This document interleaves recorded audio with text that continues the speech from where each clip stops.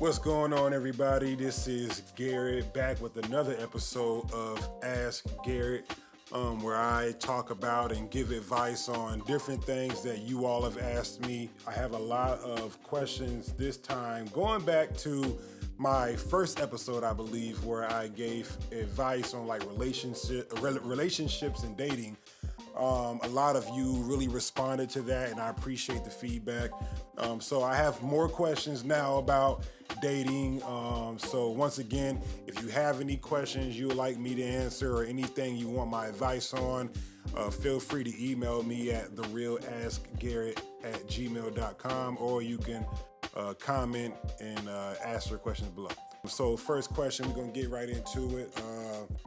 It says, what are some green flags to look out for early in a relationship? So green flags, those are the things that, are good. Those are the things that are signs of a healthy relationship. A few green flags that I would say I definitely would look out for. One, does she have or does your person have kind demeanor? A lot of times we get in relationships with people and we think, oh yeah, they look good, as long as they look good, we can work everything else out. No. See, looks are a plus, but they are not, they should not be the foundation of why you get with somebody. Yes, looks are what attracts you initially to somebody, but once you start talking to them and once you start getting to know who they are as a person, a lot of times those looks should get put on the back burner. So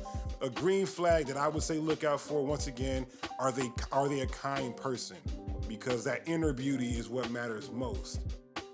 Another green flag I would say look out for is, what is their relationship with their family, specifically their parents.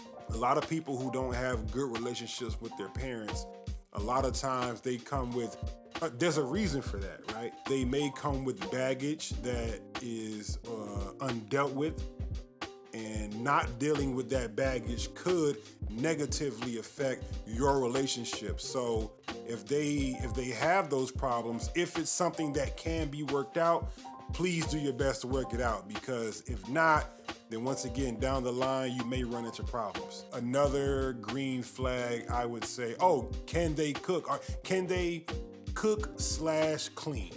Because a lot of times, once again, we get into relationships with these people just because they look good, but they can't cook worth the damn or clean worth the damn. So if you find somebody that can feed you good food, right? Not no microwave, nothing, not making a little oatmeal, you know what I'm saying? Like, they can really throw down. Like, my wife, she is a chef. I don't have to ever worry about not being able to eat good. As long as, I buy the ingredients, as long as we got the food in the house, she gonna make something up. You know what I mean? It's gonna be fire. It's gonna be 10 out of 10, 100 grand pots and pans, right? So definitely, if you got somebody that can cook, that's a big green flag. Keep them. Also, once again, if they can clean, a lot of people, listen, ladies and gentlemen, there are a lot of nasty people in the world. So if you find somebody that is clean and has good hygiene, please keep them, because it's not a lot of them out there. So once again, I always say, before I got with my wife, I wasn't dirty, but I wasn't cleaning things like I should have been, like as far as like things around the house. Now my wife, she makes sure everything gets wiped down. She makes sure that we keep hand sanitizer, we keep soap, and then, now let me say this, not that I'm not saying I was a dirty person. Like, I know how to wash my hands, my nigga. I know how to, sanitize my phone. But once again, she's making sure that I do those things on the regular, as far as like cleaning my phone. Like, for instance, like my job, I work outside and I get dirty sometimes at my job. Now I make sure every day, when I get home, I put everything in my pockets on the table. I get a towel with alcohol and I just sanitize, clean everything that I brought with me to work. my wife is what, taught me to do that. A lot of times I would just come home from work, put my phone on the table, and not, sanitize it, even though I've been at work all day, and go on about my business. That's not. So if you find somebody that's very clean and can teach you how to be cleaner than what you already are, big green flag. Another green flag, do you all share the same religious and political views? Right? A lot of times we get into relationships with people, and once again, they look good, so we don't think anything of it, but we learn that, they, as far as the political views go, they don't necessarily believe the same things that you do, which is fine. It's okay to have differences, but if your differences are drastically different, then that may be a problem. Like, for one, just spitballing, for instance, if they're like a Nazi, right? You know what I mean? That's obviously very strong political views. It's a very different political view that may not line up with what you're trying to do, right? So you definitely want to make sure that you're on somewhat of a similar page politically. And as far as religious goes, I feel like this is one of those questions that should be it's one of those topics that should be talked about on the first date, right? You want to know if they believe in, whatever you believe in, because, I've dated people before that weren't necessarily, I'm a Christian. I've dated people before that weren't necessarily Christians. And obviously, as you can see, none of it worked out. So that's a big thing to consider, not saying they have to believe in what you believe in, but they at least have to be open and willing to accept what you believe in. And the same thing with you. If you can't accept what they believe in, like, for instance, if you're a Christian and they're a devil worshiper, then you may not click, obviously. So yeah, that's a big green flag, having somebody that shares like-minded political and religious views. Those are some of the things I was talking about here. I can go on and on, forever about what to look out for and things like that. So that's just a starting point of green flags you definitely want to be aware of. So let's see here. So it says, next question, do you think opposites really attract, or is compatibility more important for long-term success? Well, let me say this. I do believe to an extent that opposites do attract. However, I will say, and I've told my wife this before, for instance, let me use me as an example.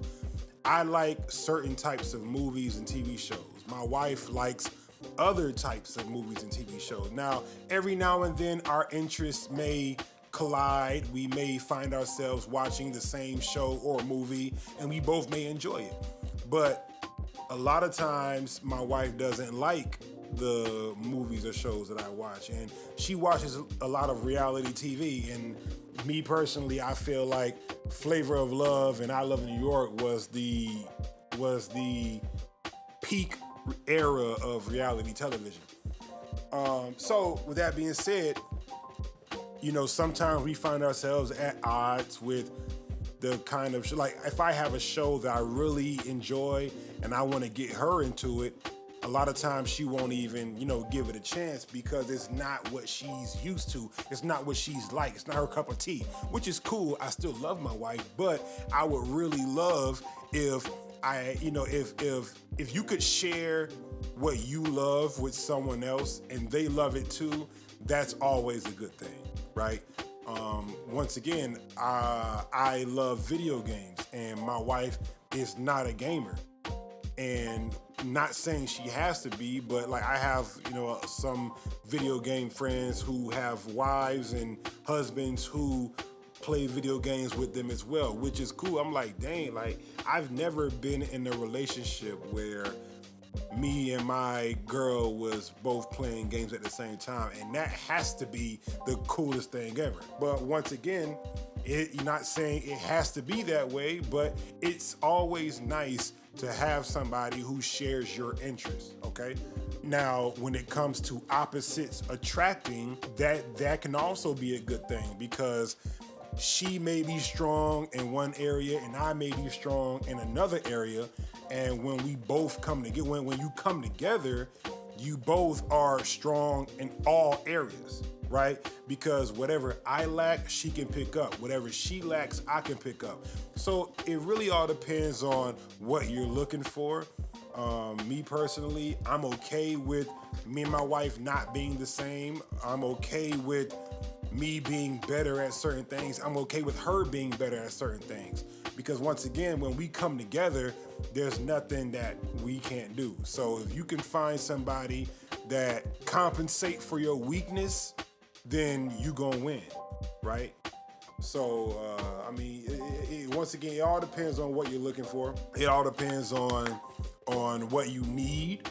If you're one of those people who feel like they're good at everything and you just want somebody to be as good as you, then you find somebody like that. But if you're somebody that if you're a physical person but you're not a great thinker, then it will probably be in your best interest to get someone who is a great thinker.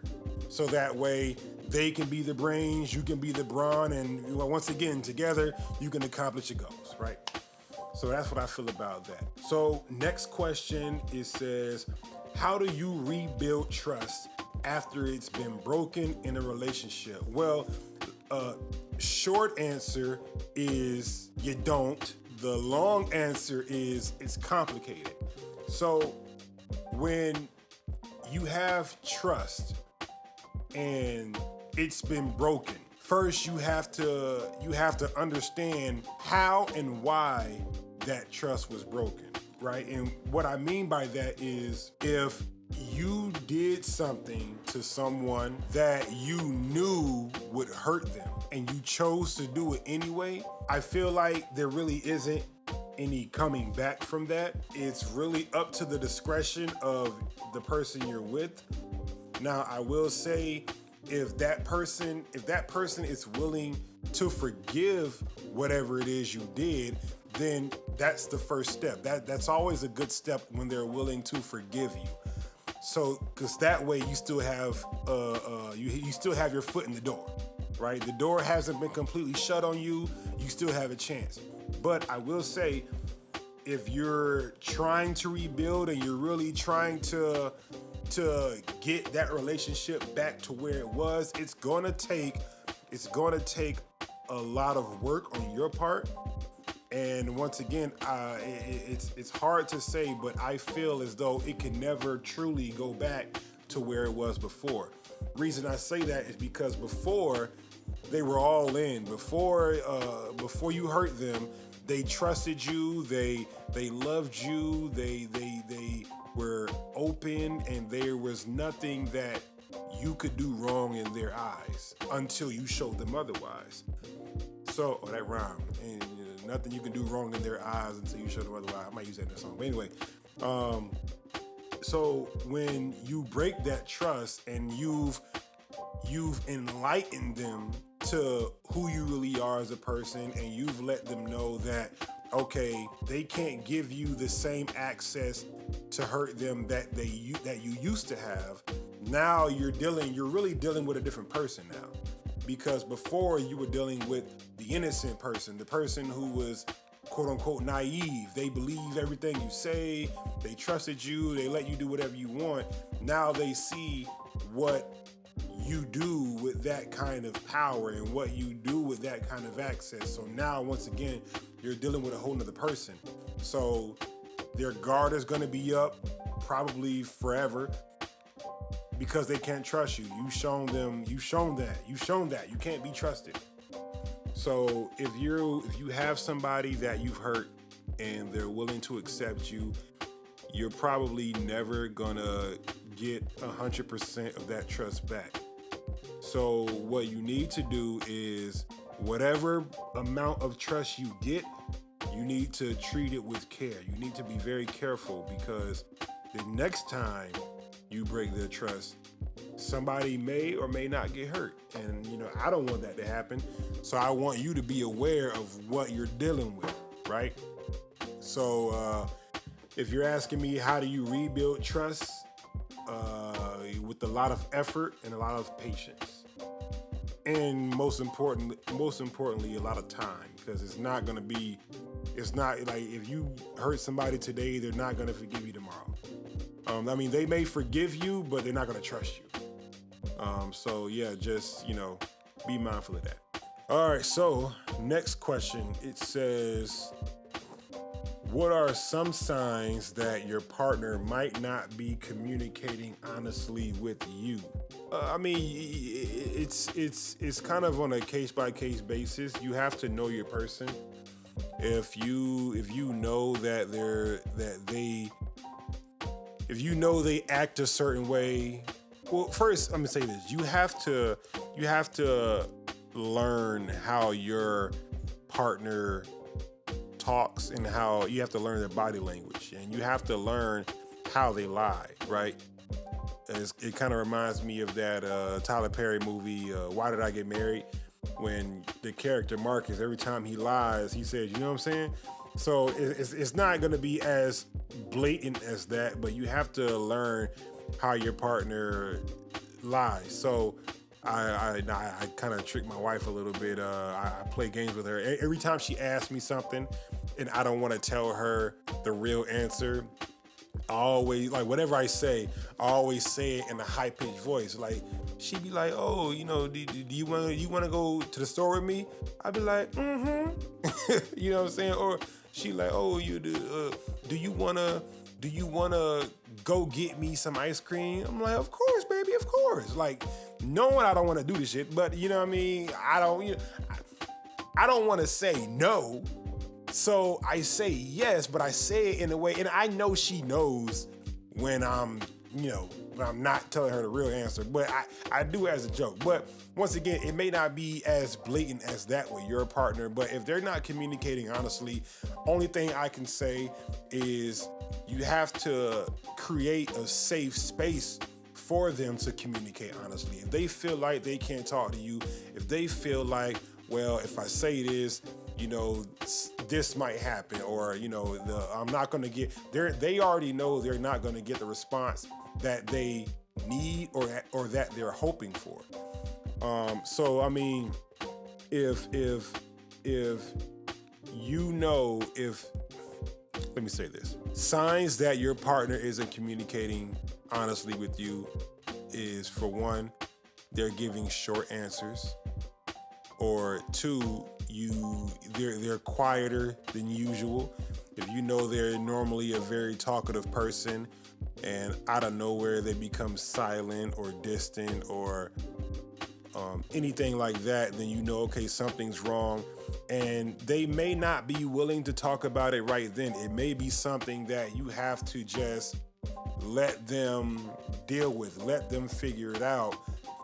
Because whatever it is, it may be a sensitive topic, or it may be something that will change the course of your relationship. So if they're not communicating honestly, and you feel like, okay, this is something that we need to get down to, once again, I wouldn't push the issue.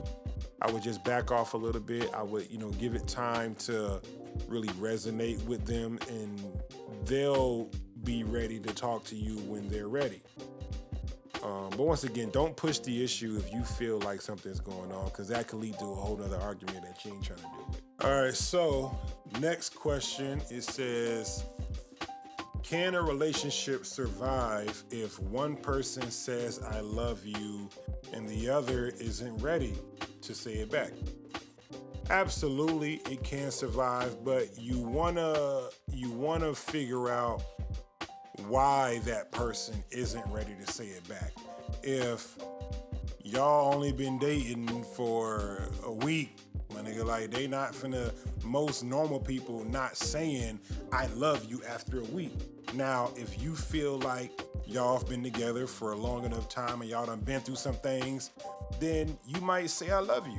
And hopefully you would hope they would say it back too. Now, if they don't trip.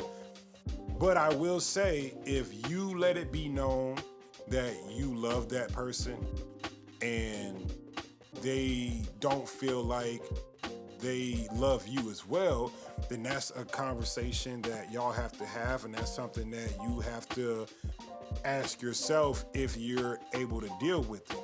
If it's somebody that you see yourself being with for the long run, then work it out. I mean, not everybody says, let me just say this. Just because they don't say it doesn't mean they don't feel it, even if they don't know that they feel it. Because believe it or not, a lot of people have never been loved properly. So for them, that emotion may be very new and they don't know how to express it the way normal people would. So if they don't say it, I mean, don't trip, don't make it a big deal, don't make it the end of the world or the end of the relationship. But once again, just understand why they didn't say it, and, you know, just give it time, just wait, because one day they'll understand what it is. One day they'll understand what you're trying to offer them, and then they'll say it back if they want to be with you, right? So yeah, the relationship can absolutely survive.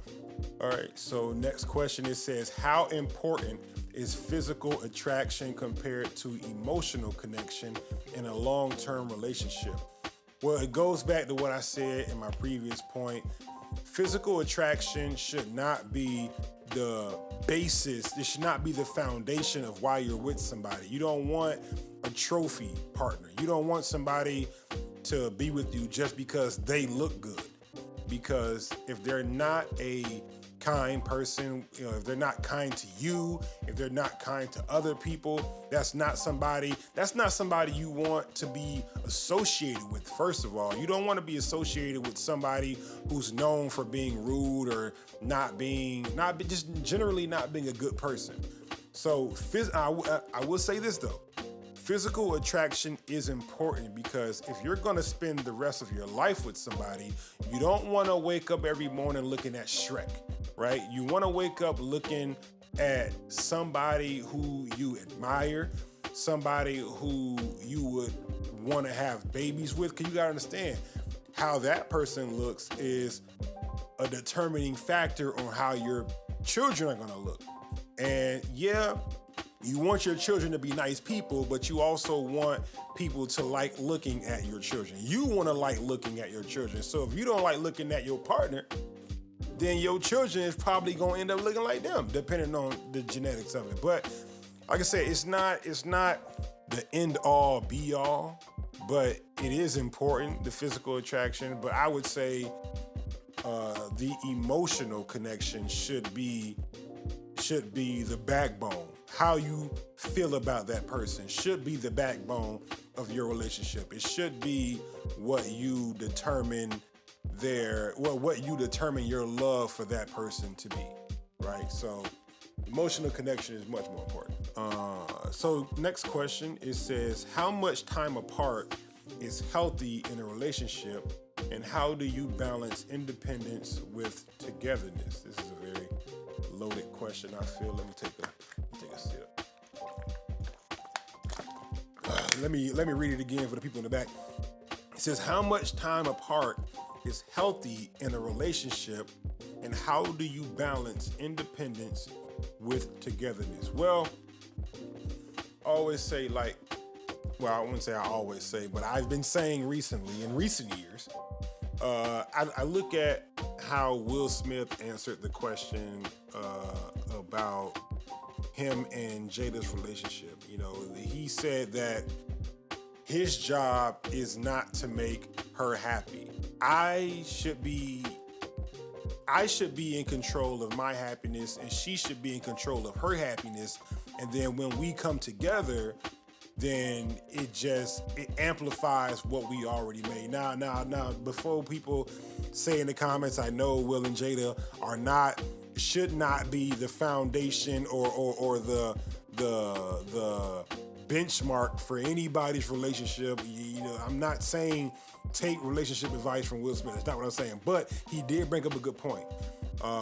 You should be the primary generator of your own happiness, and your partner should be the generator of their own happiness. So you shouldn't rely on them to be happy, and they should not rely on you. So however much time apart you both need to make something happen or to be happy, you have to figure that time out for yourselves, because there are some people who need that clinginess. They need that person to be up under them 24/7 just to feel love, because they didn't get that kind of treatment growing up from their parents, right?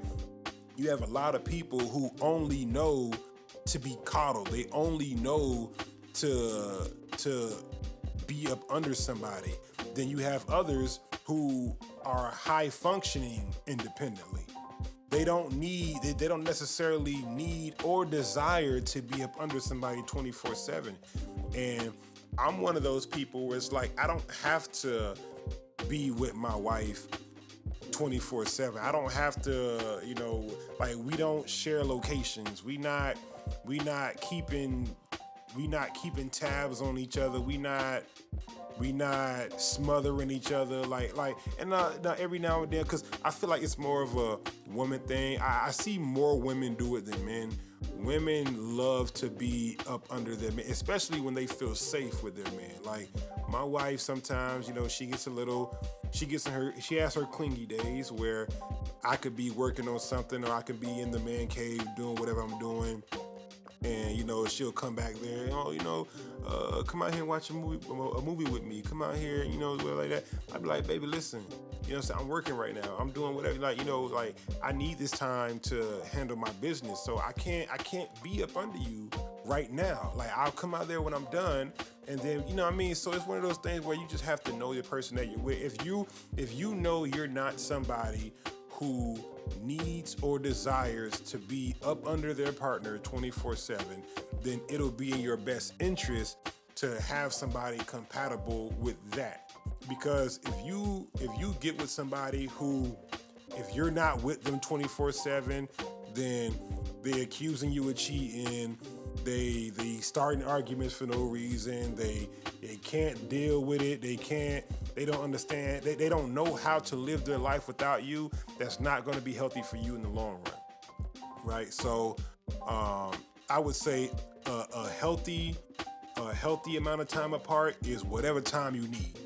And if you communicate that with your partner and they're not willing to do that, or if they're not respecting that time apart or that distance that you need to be happy or handle whatever business you got, then once again, that's not somebody you probably should be with if they can't respect that. So that's on you.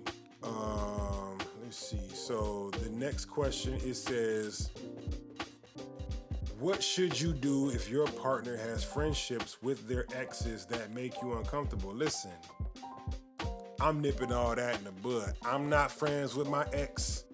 You not friends with your ex, right? Now, it's okay to be cordial. Like if you have the kind of ex where for whatever reason y'all have to see each other, like for whatever, let's just say y'all work together, or whatever the case may be, if you have to be around your ex, it's okay to be cordial. But yeah, if you have to be around your ex, then be cool.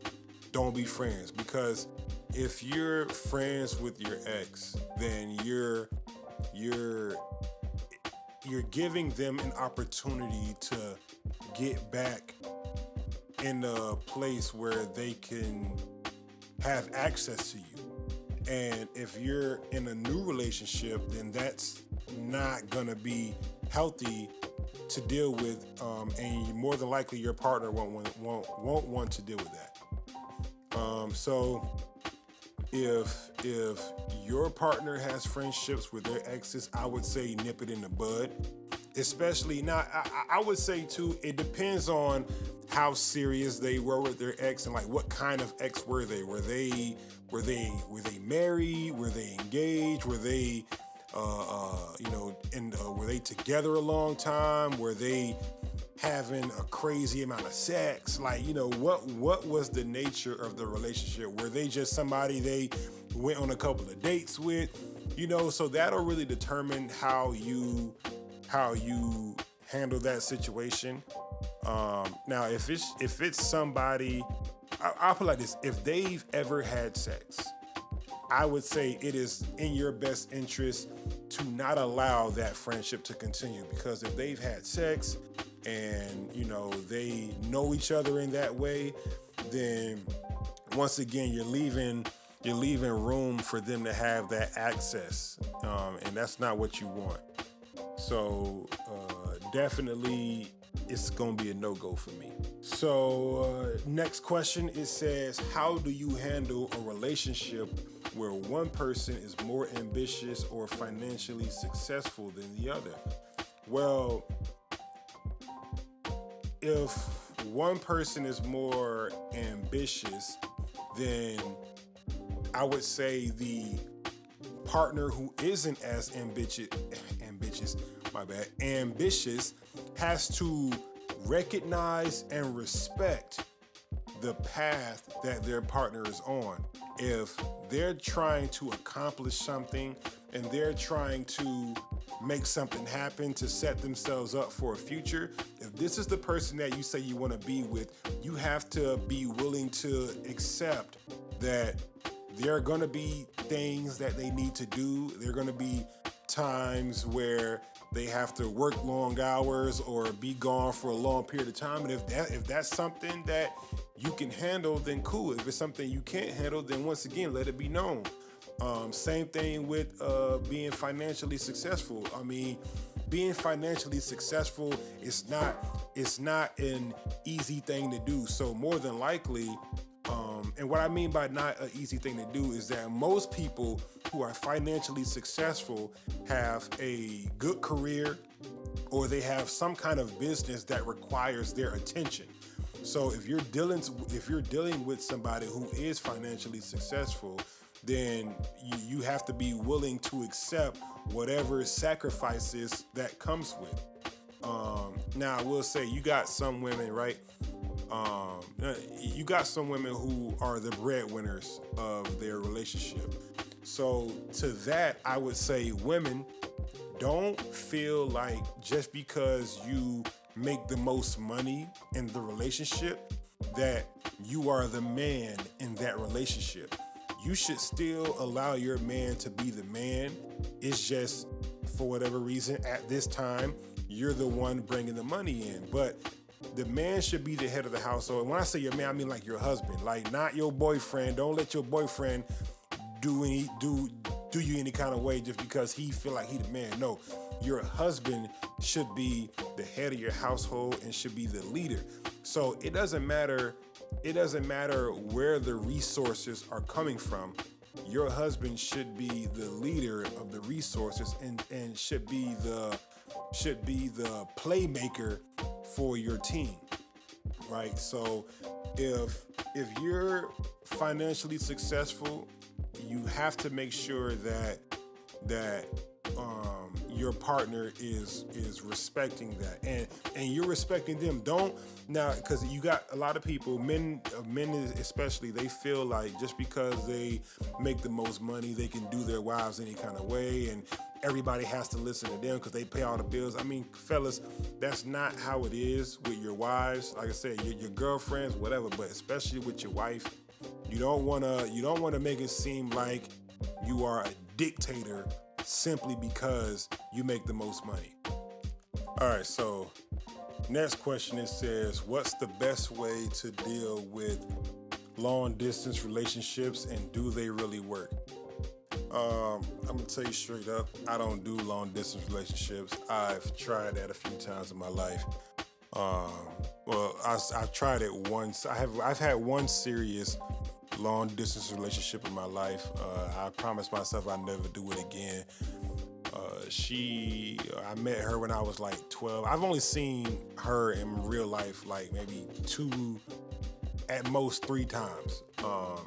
I met her when I was like 12 years old. She was like 14, 15. She lived a few towns over, a few hours away. and I didn't have no real way of, going to see her. So we did long distance for like 2 years, and at the time she was one of the most beautiful girls I've ever seen in my life, and so I had to deal with the fact that I knew I couldn't get to her, and I knew other guys wanted her. So when you dealing with long distance, you have to understand these are the risks that you're taking. I've broken up with a couple of girls because after that, because of the long distance thing. I don't do long distance. I had one serious girlfriend in high school who told me that she wanted to go off to college, and I told her, I said, you can go off to college. I'm not gonna stop you. I'm not gonna be the man to hold you back from following your dreams, but we can't do this. So I was like, yeah, this ain't gonna work. So to anybody that's thinking about getting into a long distance relationship, how to deal with that, first, I would say, number one, don't do it. If there's any way you can avoid being long distance, whether it's they move into where you at, you move into where they at, I would recommend that first. Try to figure out a way that you all can be closer together. But if that's not the case, number two, please have reliable means of transportation. You want to have access to, if I want to go see them on any given day at any given time, I have the ability to, and vice versa. You can see them, they can see you, so that way, even though you are long distance, you still have that access to each other. And three, if you can, please turn that location on. I want to know where you at. I want to know how I can find you, and the same thing for you. We share locations, so that way there's never a mistake on where we've been and where we're going. So those are my 3 things on how to deal with long distance relationships. So yeah, that's all the questions I got today, y'all. I appreciate everybody that's been tuning in and sending me those questions, looking for my advice on certain things. I'm happy that I could be doing this, and hopefully I'm helping somebody out there. If there's anything that you all want to ask or any other topics you need my opinions on, feel free to email me at therealaskgarrett@gmail.com. Or once again, you can comment down below, and I'll make sure I get those questions in, get those videos made. And if I feel strongly about your question, I'll do my own separate video just answering you specifically. I've done that before. So once again, whatever y'all want me to talk about, whatever you need, come holler at me. Thanks for watching.